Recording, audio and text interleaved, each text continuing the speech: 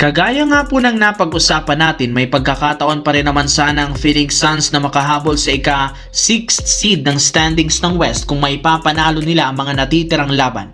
Abot nga may pa rin sana nila ang playoffs at maiiwasan pa rin ang play-in tournament. Ngunit sa kasamaang palad, sinayang pa rin naman nila ang ganito kalaking pagkakataon matapos silang matalo laban sa Orlando Magic.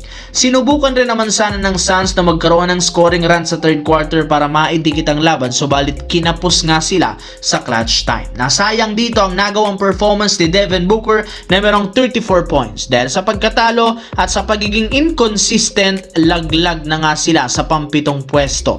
Ang masama pa dyan, since hindi ganun kalakihan ang kanilang kalamangan sa mga teams na nasa ibaba ng standings, posibleng maagaw pa ito sa kanila either ng Blazers o di kaya ng Clippers kapag nagsunod-sunod pa ang kanilang mga talo ngayong regular season. Pero dahil nga nagbabalik na rin naman si Dillon Brooks, malaki ang tsansang makapalagang team na ito.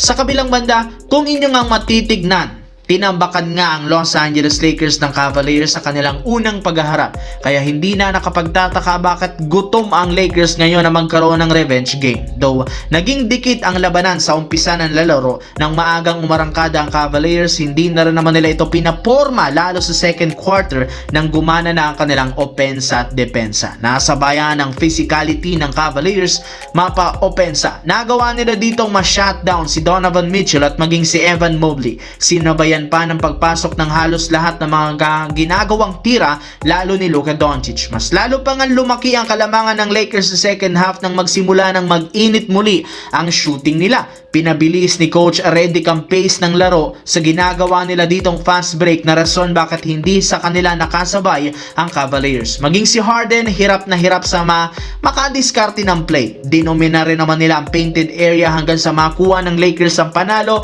sa pangalawang game ng kanilang back-to-back at ma-secured na rin naman ang kanilang playoff spot ngayong taon.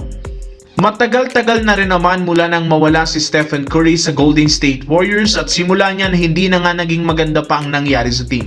Bukod sa sunod-sunod nilang talo, bagsak na rin naman sila sa pansampung pwesto. Buti na lang sa kabila niya, nakasecured pa rin sila kahit papano ng pwesto sa play-in. Dahil dito may pagkakataon pa rin sila mag-compete sa postseason. Pero para magawa nila yan, kailangan nilang pabalikin si Stephen Curry sa lalong madaling panahon, which is posible na rin namang mangyari next week. Ayon sa inilabas na balita ng The Athletic, inaasahang makakapaglaro ng muli si Curry sa kanilang susunod na home game next week laban sa Houston Rockets. Mismong si Coach Steve Kerr lang nagsabi, nagkaroon ng successful workout si Stephen Curry. Maayos na nga itong nakakagalaw, nakakatakbo ng walang sakit at syempre magandang sinyalis ito para sa kanilang superstar para matulungan ng team na maiwasang bumagsak at makakuha ng home court advantage sa play-in.